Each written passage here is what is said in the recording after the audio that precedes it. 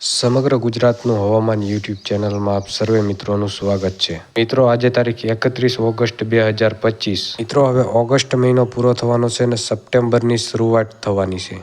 તો સપ્ટેમ્બર મહિનાની શરૂઆતમાં બંગાળની ખાડીમાં એક લો પ્રેશર સિસ્ટમ બનવા જઈ રહી છે. તો એના નવા રાઉન્ડ વિશે આપણે આજના વિડીયોમાં જણાવવાના છીએ. તો આ વરસાદનો રાઉન્ડ સમગ્ર ગુજરાતમાં, ખાસ કરીને સૌરાષ્ટ્ર અને કચ્છના ભાગોમાં વધારે પડતો વરસાદ જોવા મળવાનો છે. 2-3 દિવસ ઉત્તર મધ્ય ગુજરાતના ભાગોમાં, સૌથી વધારે ઉત્તર ગુજરાતના ભાગોમાં બનાસકાંઠા, સાબરકાંઠા, અરવલ્લી તે વિસ્તારોમાં જળબંબાકારની સ્થિતિ સર્જાઈ હતી. ભૂક્કા બોલાવ્યા હતા વરસાદે. ખાસ કરીને સૌરાષ્ટ્રના અને કચ્છના ભાગોમાં ક્યાંય વરસાદ જોવા મળ્યો નથી.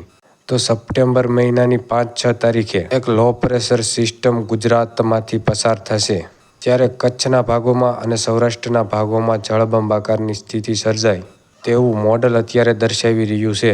આ રાઉન્ડ શરૂ થશે 5 તારીખેથી તે 9 તારીખ સુધી. બસમાં 5, 6 અને 7 ને 8 તારીખ સુધી ભારે સૌરાષ્ટ્રના વિસ્તારોમાં અને કચ્છના વિસ્તારોમાં વરસાદ થવાની સંભાવનાઓ છે. આમ તો સમગ્ર ગુજરાતમાં વરસાદ પડશે, પણ ખાસ કરીને આ લો પ્રેશર જે સિસ્ટમ છે એ કચ્છ અને સૌરાષ્ટ્રના ભાગોમાંથી પસાર થવાની છે. એટલે કચ્છ અને સૌરાષ્ટ્રના ભાગોમાં ભારે વરસાદની સંભાવનાઓ અત્યારે દેખાઈ રહી છે. આગામી સમયમાં સિસ્ટમની તમને લાઈવ અપડેટ આપતા રહીશું. હજી સુધી ચેનલને સબસ્ક્રાઇબ નથી કરીને વિડીયોને લાઇક નથી કરી તો લાઇક અને ચેનલને સબસ્ક્રાઇબ કરી લેજો, કારણ કે ચોમાસા દરમિયાન રેગ્યુલર હવામાનની અપડેટ તમને મળતી રહે.